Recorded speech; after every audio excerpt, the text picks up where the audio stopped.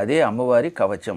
అత్యంత పవిత్రమైన ఈ దేవీ కవచమును శ్రద్ధాసక్తులతో విన్నవాడు, పారాయణం చేసినవాడు జీవితంలో ఏ విధమైన పీడా పొందడు, బాధ పొందడు.